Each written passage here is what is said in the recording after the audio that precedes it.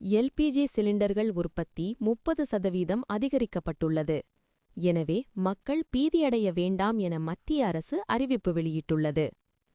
மத்திய கிழக்கில் தீவிரமடைந்துள்ள Iran America Israel மோதல் காரணமாக இந்தியாவில் சமையல் எரிவாயு சிலிண்டர் எல்பிஜி விநியோகம் கடுமையாக பாதிக்கப்பட்டுள்ளது.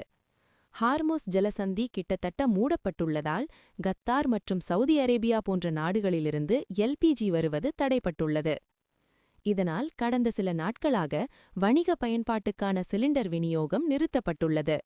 இதன் காரணமாக அச்சமடைந்த மக்கள் வீட்டு உபயோக சிலிண்டருக்கான புக்கிங்கை அதிக அளவில் செய்யத் தொடங்கினர். போன் மூலம் அதிக அளவில் புக்கிங் செய்யப்படுவதால் அந்த சிஸ்டம் செயலிழந்தது. இதையடுத்து எல்பிஜி ஏஜென்சி முன்பு அதிக அளவில் பொதுமக்கள் குவியத் தொடங்கினர். இந்நிலையில் எல்பிஜி சிலிண்டர் உற்பத்தி 30% அதிகரித்துள்ளதாகவும் மக்கள் பீதியடைய வேண்டாம் என்றும் மத்திய அரசு நேற்று அறிவிப்பு வெளியிட்டுள்ளது.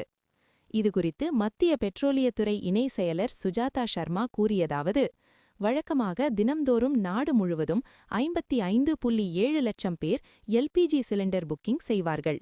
சிலிண்டர் கிடைக்காது என்று கருதி கடந்த சில நாட்களாக 75.7 லட்சம் பேர் சிலிண்டருக்காக புக்கிங் செய்து வருகின்றனர். இதையடுத்து இந்த பிரச்சனையை சரிசெய்யும் முயற்சியில் மத்திய அரசு தீவிரமாக இறங்கியுள்ளது. இதற்காக எல்பிஜி சிலிண்டர் உற்பத்தியை 30% அதிகரித்துள்ளோம். எனவே சிலிண்டர் கிடைக்காது என பொதுமக்கள் அச்சப்பட வேண்டாம். புக்கிங் செய்யும் அனைவருக்கும் கேஸ் சிலிண்டர் நிச்சயம் கிடைக்கும். மக்கள் பீடியடையாமல் இருக்க வேண்டும். மக்களுக்கு 100% கேஸ் சிலிண்டர் விநியோகம் நடைபெற்று வருகிறது. எனவே இது தொடர்பாக யாரும் பொய்யான தகவல்களை பரப்பி பொதுமக்களை பீதியடையச் செய்ய வேண்டாம். இவ்வாறு அவர் தெரிவித்தார்.